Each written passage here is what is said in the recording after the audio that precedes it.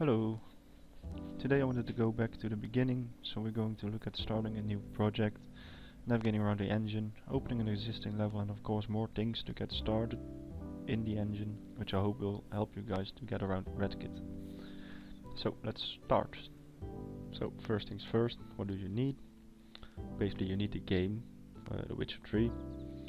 And when you have the game you can download REDkit from Steam or COG or wherever it's available to download.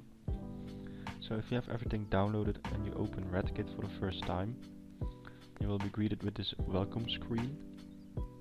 And when you open it for the first time, it will ask you to create a depot, which is basically where all the compressed files of the engine will be. I cannot do it again because I already done it, but there's a pretty good guide by the developers themselves, which I will link in the description. If you just follow that, it should be fine. So if you have everything set up, you should be greeted with this screen, and you can start a new project. You can give it a name over here.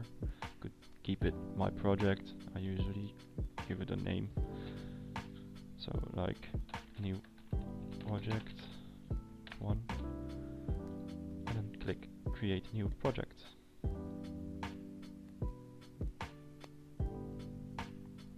Might take a little while to load depending on your PC.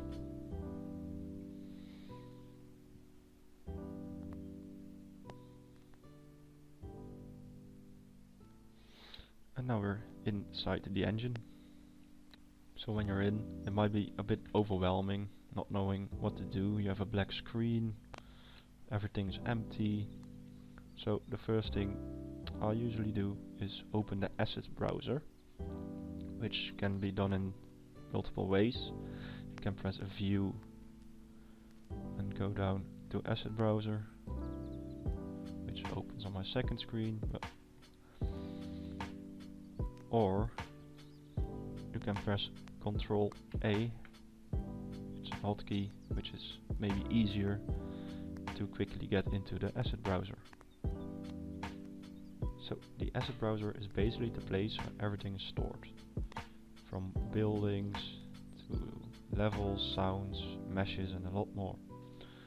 But for the basics, I want to show you how to navigate and open an existing level. To open an existing level, you want to look on the left side and look at the levels. And over here there are pre-existing levels like Kayamoren, Isle of Mist. For my first time I usually open the prologue village because it's one of the smaller levels inside the game, which shouldn't take that long to load. And yeah, so when you go into prologue village, you just click on the directory and you scroll all the way down until you see a w2w file, which is basically the world file, has a purple ribbon. You can click on it and then double click and it should open the level.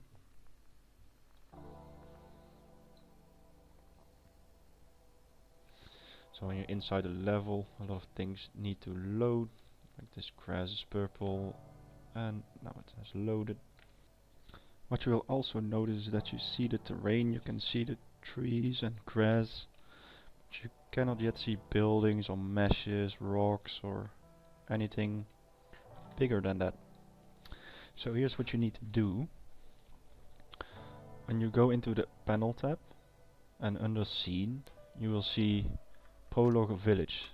This is basically the game world, that's the class game world, and under it everything is where it should be.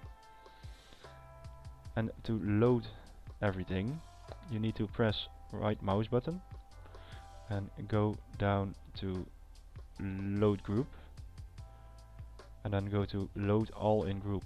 This will basically load every single directory and all their layers.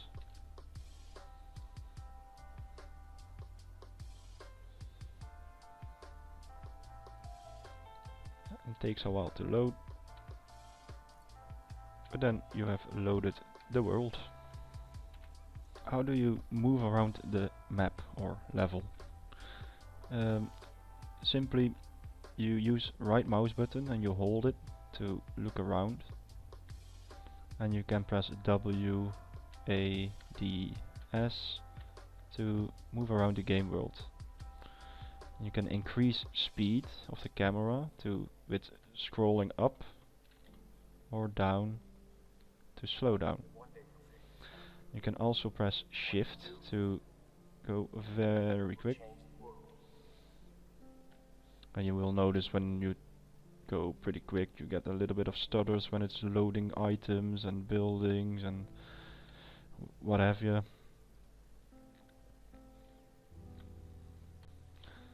Pressing left alt you can tilt the camera up, down, and you get different views. Pressing Q goes up, pressing E goes down. And those are basically some of the basic controls that are needed to move around your map or the map. And REDkit also has a nice feature where you can playtest your level or go into any level and playtest it in engine.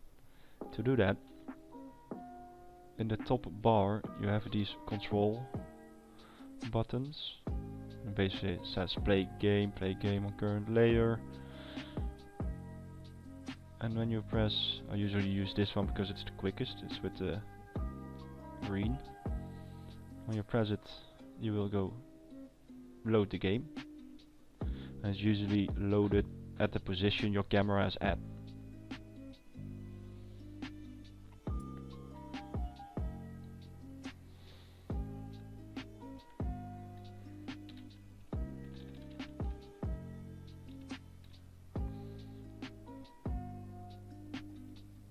You can just basically play the game, walk around, look at stuff,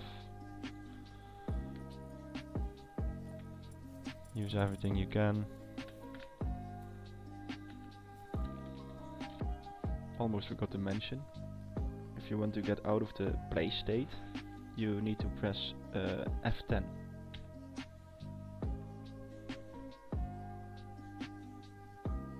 So now I want to take a look on the right side in this panel. Inside you will see the scene, and within the scene you will see the game world. Within this game world there's basically everything that's placed inside this world.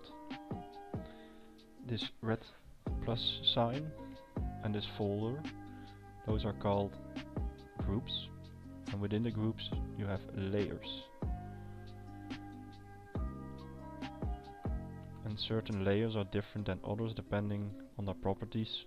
Some layers are used for adding meshes, some are used for quests or gameplay or the audio, but that's something I will get into more in depth in another video because it's kinda complicated.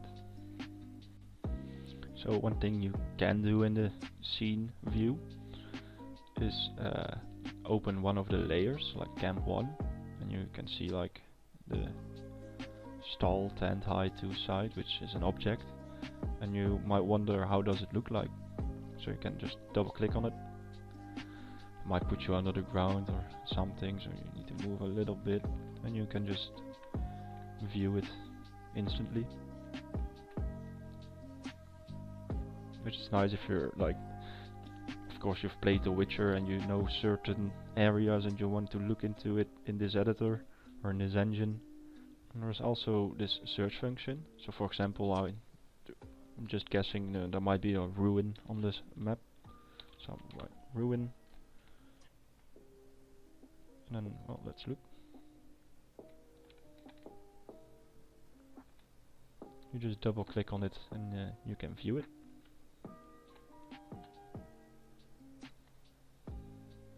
So the last thing I want to go over in this video is the asset browser and navigating within it.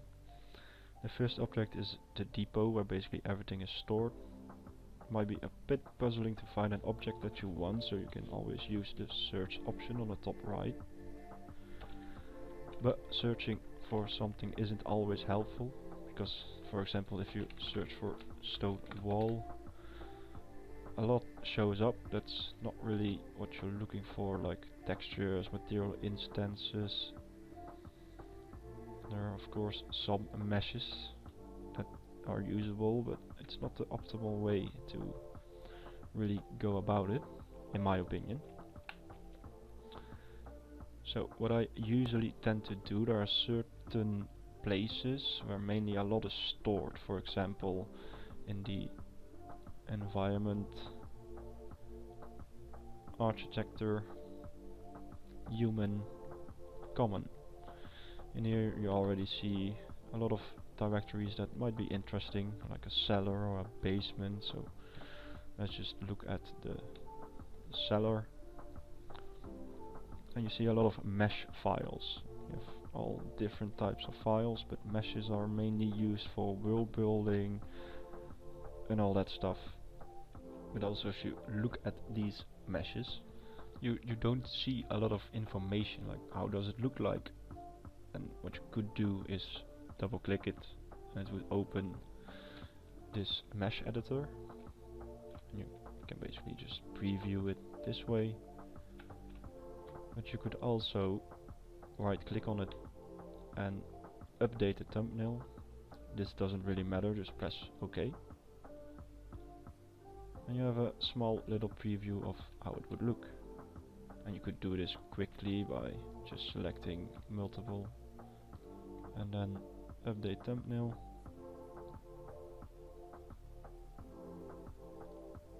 Now you know, oh, this is a floor. If you want to look more in depth, you double click.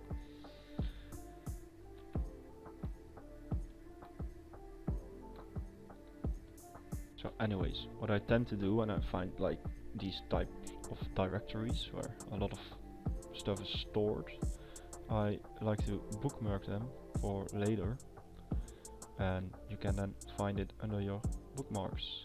So I have a couple of things already bookmarked, like light sources or beds, road tools, wooden parts, and if I need it, I generally check my bookmarks. If I feel like, oh, I need this type of thing, I know I can find it in here.